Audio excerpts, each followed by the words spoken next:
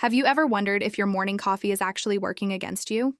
Most of us wake up and reach straight for that cup, thinking it's the best way to start the day. But science says otherwise.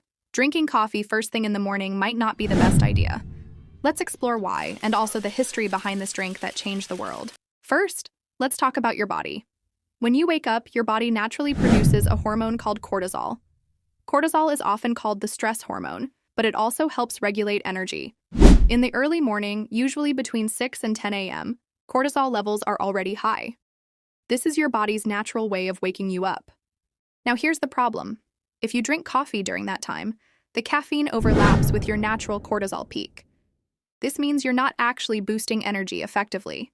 Instead, your body builds tolerance faster. In other words, coffee at this time becomes less powerful over the long run. Your body starts to rely on caffeine instead of its own rhythm. That's why experts suggest waiting at least an hour or two after waking before your first cup. By then, your cortisol levels drop, and caffeine can actually do its job more effectively. But there's more. Drinking coffee too early can also affect your digestion and hydration. Coffee is a diuretic. It makes you lose fluids. After a whole night of sleep, your body is already dehydrated. What your body really needs in the morning is water, not coffee. Dehydration can lead to fatigue, headaches, and poor concentration. So ironically, the drink you count on for energy might actually make you feel more drained. And let's not forget the stomach. Coffee on an empty stomach can increase stomach acid. For some people, this leads to heartburn or digestive discomfort. Over time, it can even irritate the stomach lining. Now, let's step back in time and see how coffee even became part of the morning ritual. The history of coffee is fascinating. The story begins in Ethiopia around the 9th century. According to legend, a goat herder named Kaldi noticed his goats became energetic after eating coffee berries. Curious, he tried them himself and felt the same effect. Word spread, and soon coffee made its way into the Islamic world.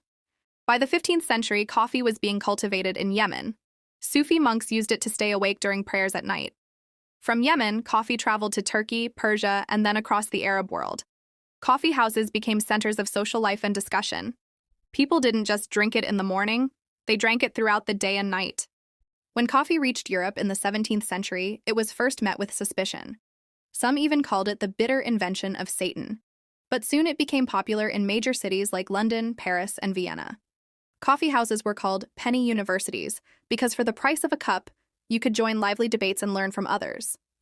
Again, coffee wasn't tied only to mornings. It was tied to energy, conversation, and culture. So how did coffee become the go-to morning drink? The answer lies in the Industrial Revolution.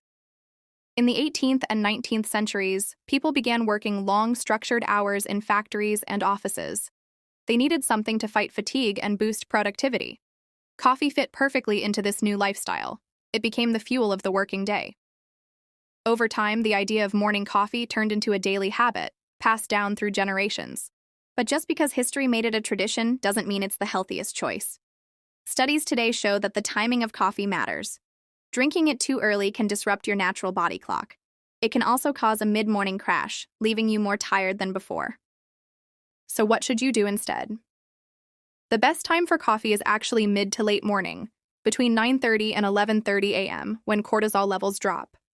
That way, caffeine boosts your alertness without clashing with your body's natural rhythm.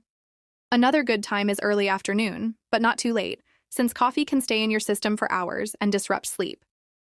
This doesn't mean you have to give up coffee. It just means being smarter about when you drink it.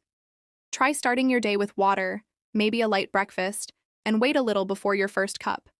You might notice your energy feels more stable, and coffee works better for you.